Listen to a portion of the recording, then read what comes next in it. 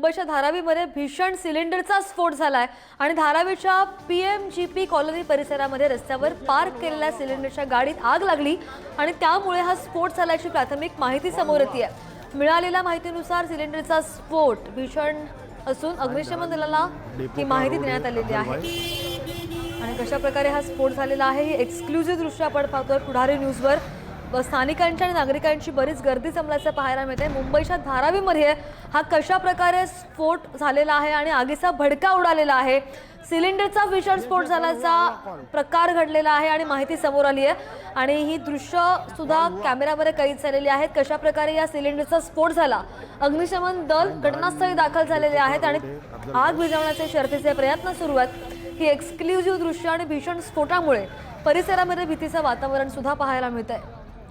अधिकची माहिती करून आमचे प्रतिनिधी धनंजय दळवी आपल्या सोबत आहेत। धनंजय, सिलेंडरचा स्फोट झाल्याचं कळतंय, काही जीवितहानी झालेली आहे का आणि हा स्फोट नेमका झाला कसा?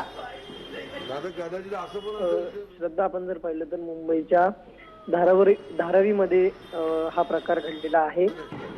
भीषण सिलेंडरचा स्फोट झालाय। पीएमजी कॉलनी परिसरामध्ये रस्त्यावर ज्या पार्क केलेल्या गाड्या असतात त्या ट्रकमध्ये हे सिलेंडर होते आणि या गाडीला आग लागली अचानक आणि त्यानंतर हे स्फोट घडल्याचं कळतंय। आपण दृश्यांमध्ये पाहू शकतो की भीषण परिस्थिती, आगीचे मोठे लोट जे आहेत ते सुद्धा आपल्याला पाहायला मिळते। सध्या घटनास्थळी अग्निशमन दल हे पोहोचलेलं आहे आणि अद्याप कोणतीही जीवितहानी झाल्याची माहिती समोर आलेली नाहीये। मात्र संपूर्ण या सिलेंडरच्या स्फोटच्या आवाजाने परिसरात भीतीचं वातावरण पसरलेलं पाहायला मिळतंय। आगीवर नियंत्रण मिळवण्यासाठी अग्निशमन दल जे आहे ते संपूर्ण दिशा शर्थीचे प्रयत्न करताना आपल्याला पाहायला मिळते। सध्या अगदी धनंजय, तुम्हाला विनंती, थोडंसं थांबा, मी पुन्हा एकदा तुमच्याकडे अपडेट घेण्यासाठी प्रेक्षकांना सांगूया आपण नेमकं काय झालंय।